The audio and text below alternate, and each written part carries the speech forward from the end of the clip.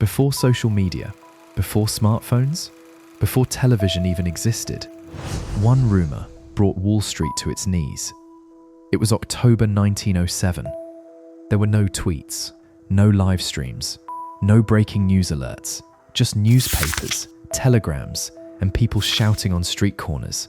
And somehow, that was enough to nearly destroy the American financial system. This is the story of the first viral financial crash. And the strange thing is, more than 100 years later, we're still making the same mistakes. At the start of the 20th century, America was booming. Railroads stretched coast to coast. Steel mills lit up the night sky. Wall Street had become the beating heart of global capitalism. But underneath all that growth, the system was dangerously fragile. Because here's what most people don't realize. In 1907, the United States had no central bank, no Federal Reserve, no deposit insurance. If panic hit the banks, there was nothing underneath to catch them. Nothing at all. And the panic began, as these things often do, with greed. Two speculators named F. Augustus Hines and Charles Morse hatched a scheme to corner the market in a company called United Copper. The plan was simple. Buy up the shares, squeeze anyone betting against them, force the price through the roof. For a moment, it worked. The stock soared. Newspapers covered the frenzy. And then, on October 16th, the whole thing collapsed. The stock crashed in a single afternoon. That alone wouldn't have broken America. But then people noticed something. Hines and Morse weren't just speculators. They were connected to banks and trust companies. And one name in particular kept appearing in the newspapers: Charles Barney, president of the Knickerbocker Trust Company. Knickerbocker was the third largest trust company in New York. And once the headlines linked it to the failed scheme, the depositors wanted their money back. On October 22nd, 1907, a line formed outside Knickerbocker's headquarters on Fifth Avenue. Thousands of people, hours of waiting, everyone demanding their cash back at the same time. And that's when the real problem started. You see, banks never hold all your money in a vault. Most of it is loaned out, invested, working somewhere else.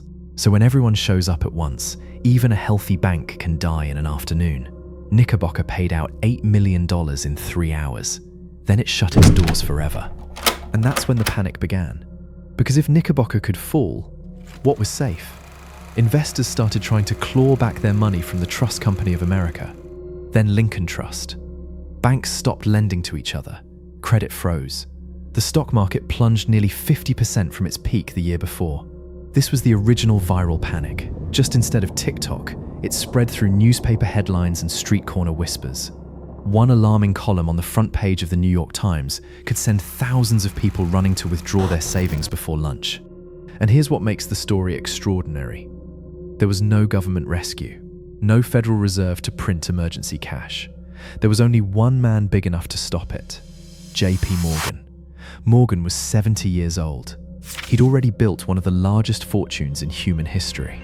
He controlled railroads, steel, banking, entire sectors of the American economy.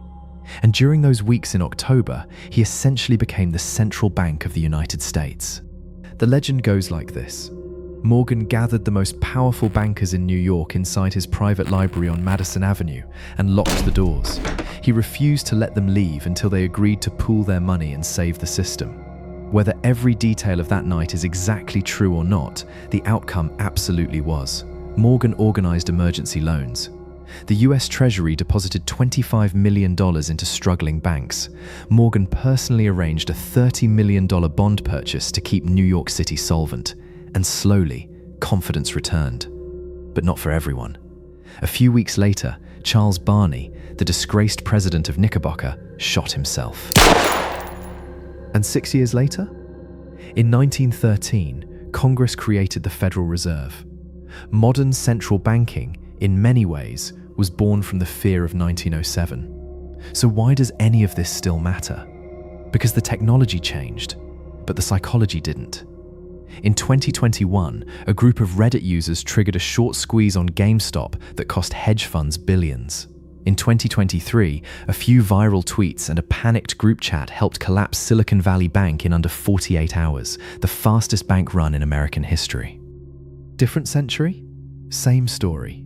Fear, greed, and herd behavior. That's the uncomfortable truth that was first exposed in the panic of 1907. Markets aren't really run by numbers. They're run by belief. Belief that your money is safe. Belief that the bank will open tomorrow, and belief that everyone else will stay calm. The second that belief cracks, fear spreads faster than facts.